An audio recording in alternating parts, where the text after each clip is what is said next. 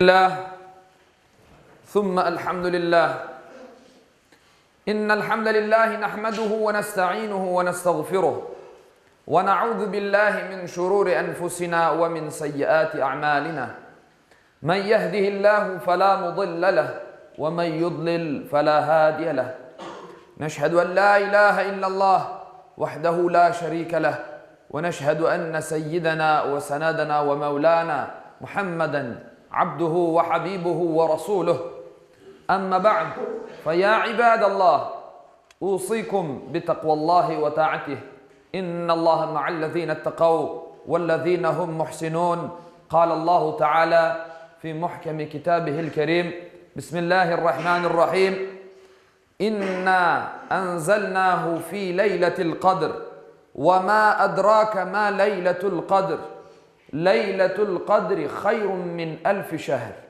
تنزل الملائكة والروح فيها بإذن ربهم من كل أمر سلام هي حتى مطلع الفجر Sadakallahul azim.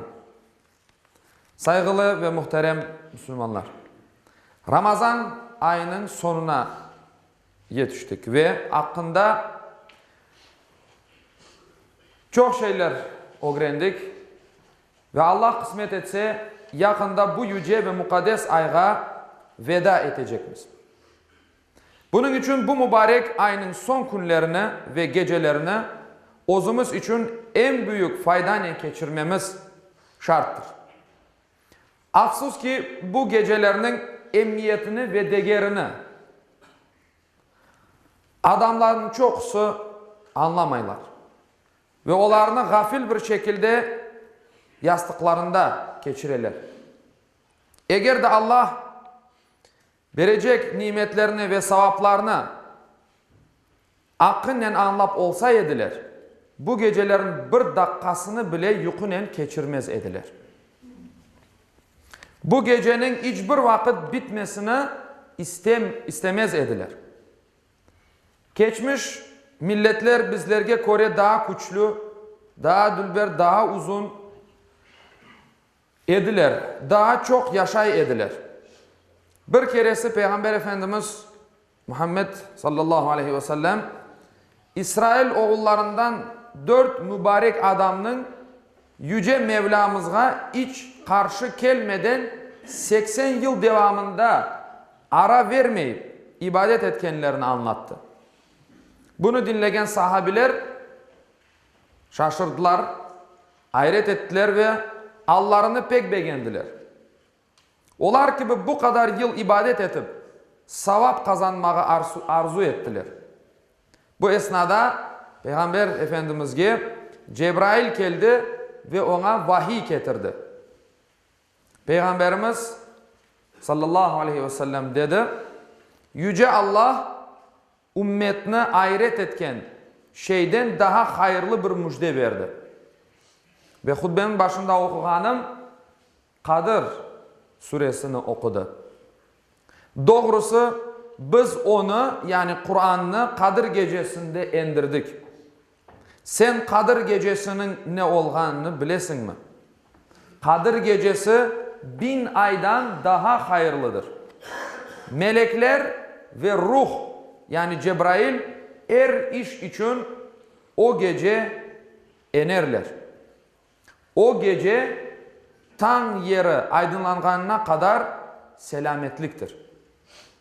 Kadir suresi 1 ile 5 ayetler. Bu müjdeni algan sahabiler pek kuvandılar. Ve böylece bir gece içinde 80 yıllık ibadetin sevabını kazanabileceklerini anladılar. Muhterem cemaat, sevimli Peygamberimiz sallallahu aleyhi ve sellem Kadir gecesinin vakti hakkında böyle buyurdu. Kadir gecesini Ramazan ayının son 10 gününde tek gecelerde kıdırınız diye buyurgandır. Müslim'de geçen bir hadis rivayette Kadir gecesinin Ramazan ayının 27. gecesinde olganını bildirir Peygamberimiz aleyhissalatü vesselam. Sevimli Peygamberimiz bir de Kadir gecesinin alametlerini bizlerge haber verdi. Ve bu şekilde buyurdu. Kadir gecesi açık ve güzel bir gecedir.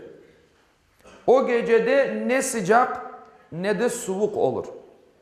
O gecenin sabahında güneş zayıf ve kırmızı olup çıkar. Başka rivayetlerde ise bu gecede yıldızlar düşmegeni ve gece sanki tolu ay gecesi gibi aydın olganı rivayet edilir. Melekler başlarında Cebrail ile beraber yeryüzüne inerler ve sabaha kadar kimisi ruku, kimisi secde içinde Allah'a ibadet ederler. Güneş çıkan anda ise kanatlarının güneşin nurlarını kapatırlar. Bunun için Kadir gecesi sabahında güneş yani yarık ışık saçmadan peyda olur. İşte böyle mübarek gecede yapılgan her bir ibadet 1000 ay içinde yapılganı gibi sevap getirir ve geçmiş günahlarına kefaret olur insanların. Bu gecede yapılacak ve olup geçecek bütün işler insanın eceli ve rızkı Yüce Allah tarafından kaydedilir. Allah-u Teala hepimizni bu mübarek geceye kavuştursun ve daha nice Kadir gecelerine hep beraber kavuştursun inşallah. Ve bu mübarek geceden tolu faydalanıp günahlarımızdan arınmağa bizlerge kısmet eylesin. Allah-u Teala böyle güzel, böyle büyük cemaatle daha nice Ramazan aylarına kavuşmaklar kısmet eylesin.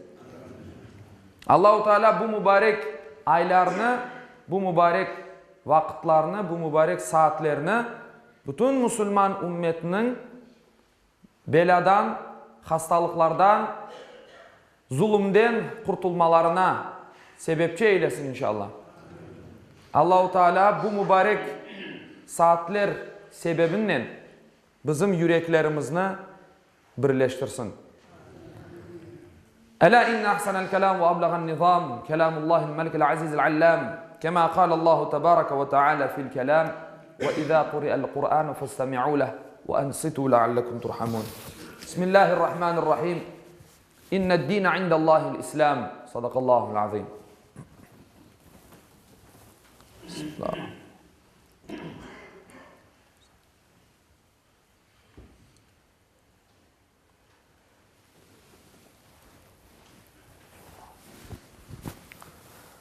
Elhamdülillahi hamdel kâmilîne ve salatu ve selamu ala Resulina Muhammedin ve ala âlihi ve sahbihi ecma'in. تعظما لنبيه وتكريما لفخامة شان شرف صفيه فقال عز وجل من قائل مخبرا وآمرا إن الله وملائكته يصلون على النبي يا أيها الذين آمنوا صلوا عليه وسلموا تسليما اللهم صل على محمد وعلى آل محمد كما صليت على إبراهيم وعلى آل إبراهيم إنك حميد مجيد اللهم بارك على محمد وعلى آل محمد كما باركت على إبراهيم وعلى آل إبراهيم إنك حميد مجيد اللهم وارض عن الأربعة الخلفاء سيدنا أبي بكر وعمر وعثمان وعلي ذوي الصدق والوفاء وعن الأنصار والمهاجرين والتابعين إلى يوم الجزاء وعن كافة المؤمنين والمؤمنات والمسلمين والمسلمات الأحياء منهم والأموات بفضلك ورحمتك إنك سميع قريب مجيب الدعوات برحمتك.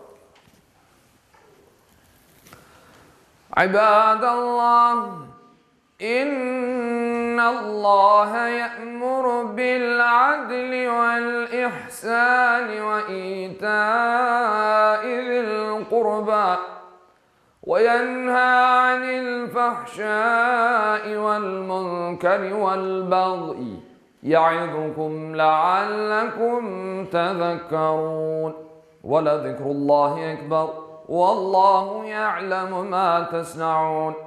Okuğanım ayette Allah-u Teala buyura, şüphesiz Allah adaletini, yaxşılık yapmakını ve soy sopka yardım etmekini emir eder. Edepsizlik, fenalık, isyan etip zulüm işlemekini de yasaklar. Tuşunup uymanız için sizlerge nasihat verir.